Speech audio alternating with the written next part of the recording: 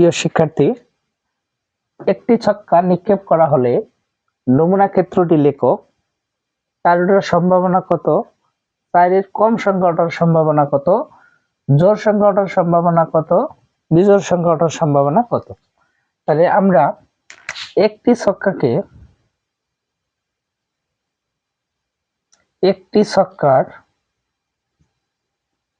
ছক্কার নমুনা ক্ষেত্র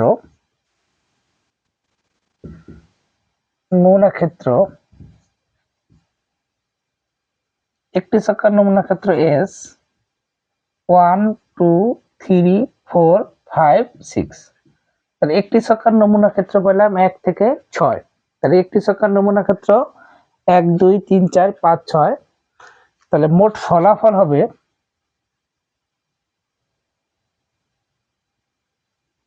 মোট ফলাফল হবে 6টি।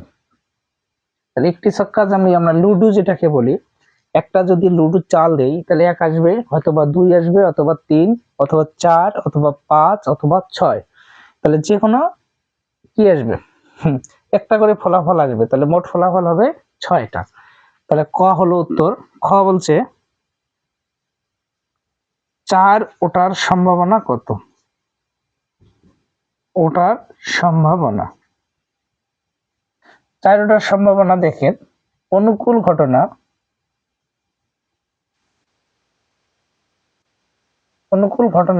ভাগ হলো মোট ঘটনা।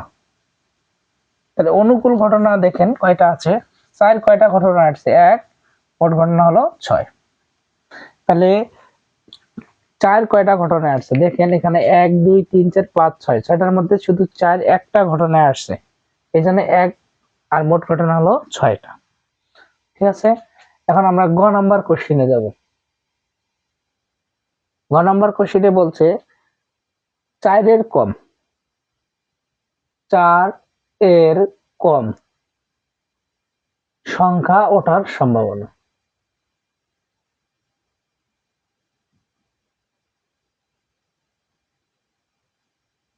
বলেন 4-এর কম কি আছে? 1 আছে, 2 আছে, আর আছে 3 আছে। অনুকূল ঘটনা হলো 3টা, মোট ঘটনা হলো 6টা। তাহলে অনুকূল ঘটনা হলো কয়টা? 3টা, মোট ঘটনা হলো 6টা। অনুকূল ঘটনা হলো 3টা, 3-এর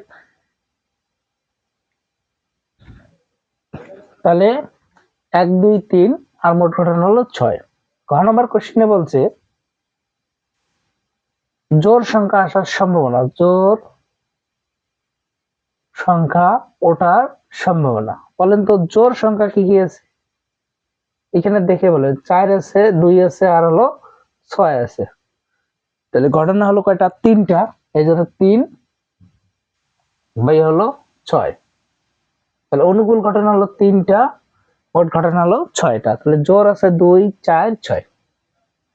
আর ঘ নম্বর কোশ্চেনে শেষ। এখন উয় নম্বর কোশ্চেন আসেন। এখন বলছে বিজোড় সংখ্যা ওঠার সম্ভাবনা। বিজোড় সংখ্যা ওঠার সম্ভাবনা। তাহলে বিজোড় সংখ্যা হলো 1 5, আর হলো 3। তাহলে অনুকূল ঘটনা হলো 3টা, মোট ঘটনা হলো 6টা। ঠিক আছে,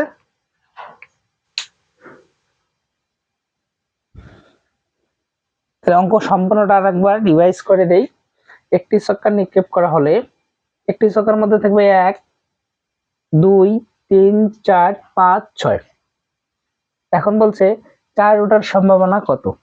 দেখেন এখানে 4 এখানে আছে একটা, তাহলে একটি ঘটনা ভাগ হলো মোট ঘটনা হলো 6টা।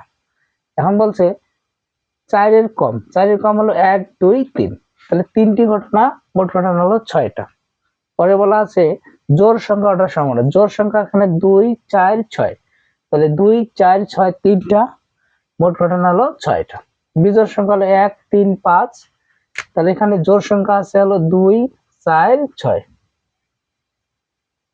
আর বিজোড় হলো 1 3 5।